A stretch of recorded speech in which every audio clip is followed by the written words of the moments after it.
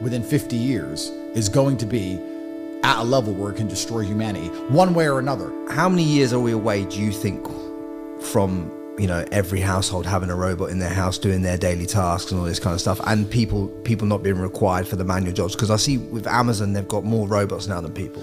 Yeah, the scary thing about that is that people are going to have to find work to do, because if you don't find work to do, you end up dead. Which is what these things that in the last few years, these population control mechanisms have been put in place for, right? Well, absolutely. They're trying to replace the workforce so they don't need the common man anymore. And once they don't need the common man, they become a useless eater.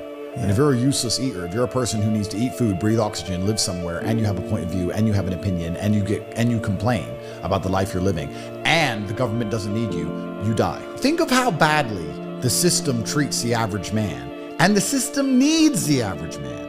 Think of the fact that they inflate your currency, you can't afford a good lifestyle, you can't afford to buy a home, your woman doesn't respect you, your society isn't safe, there's drugs everywhere, you're not allowed an opinion online or you're gonna go to jail, your government effectively hates you and ignores everything you say, you have no democratic choice. Think how much the system hates the average man that it needs. Imagine how the system will treat the average man that it doesn't need. Imagine how much worse it's gonna get. They're gonna lock you in your house, you're gonna have your daily allocation of bugs to eat, and if you complain or misbehave, you get shot in the head. Useless eaters in every single society across human time end up dead.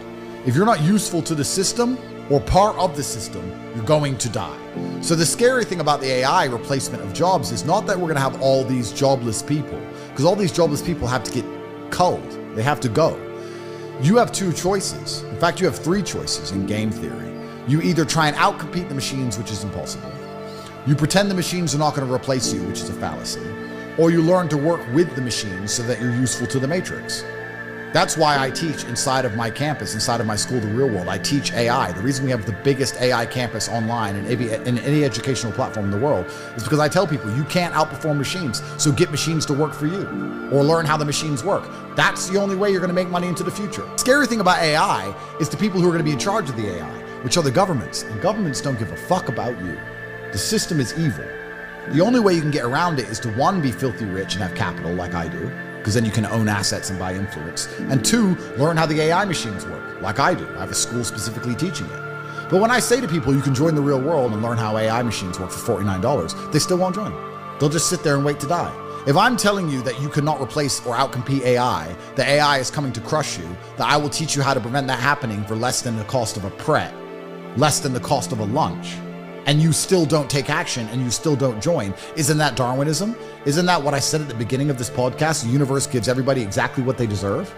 Aren't the people who end up replaced by machines eating the bugs the people who deserve it because they simply didn't try when they had a chance? And the people who understood what was coming and saw the horde, the AI machines, the Terminators, and felt the appropriate fear, took action?